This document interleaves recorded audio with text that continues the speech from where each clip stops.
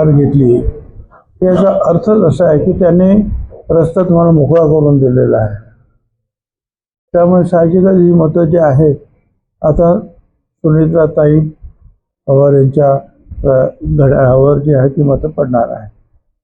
आता लेटेस्ट मला काही माहिती नाही, परंतु जय पवार जे आहे ते स्वतः बारामतीमध्ये बसून लोकांची समजूत काढून अनेक जणांच्या उमेदवारा मागे घेण्यासाठी त्याने प्रयत्न ते सुरू होते. कार्यकर्त्यांनी प्रयत्न सुरू केले. साधारणपणे मला असं वाटतं मी 1:30-2च्या दरम्यान त्यांच्याशी बोललो. तोपर्यंत जवळ 18-20 लोक उमेदवारी दाखल केली होती, त्यांनी माघार घेतलेली होती आणि त्यानंतरही ती प्रक्रिया जी आहे ती सुरू होती.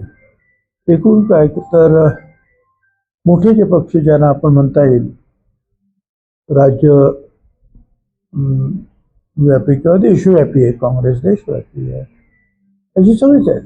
काँग्रेस आहेत, पवार साहेबांनी आणि सुप्रियाताईंनी तर सुरुवातीलाच जाहीर केलं की आम्ही काही उमेदवार उभा करणार नाही. उद्धवजी ठाकरे यांना स्वतः सुनेत्राताईंनी फोन केला. त्यांनी सांगितलं की यावेळेला म्हणजे निश्चितपणे आम्ही तुमच्या बरोबर आहोत. मी स्वतः बोललो येतो तुमच्याकडे, त्यामुळे काहीच आवश्यकता नाही, या कामासाठी तरी नको, कारण अगदी मनमोकळेपणाने आम्ही तुमच्या बरोबर आहोत. काँग्रेसचा प्रश्न होता तो सुद्धा आता सुटलेला आहे. BJPचे जे आहेत नेत्यांनी सुद्धा पाठिंबा दिला. मुख्यमंत्री स्वतः पाठीशी उभे राहिले.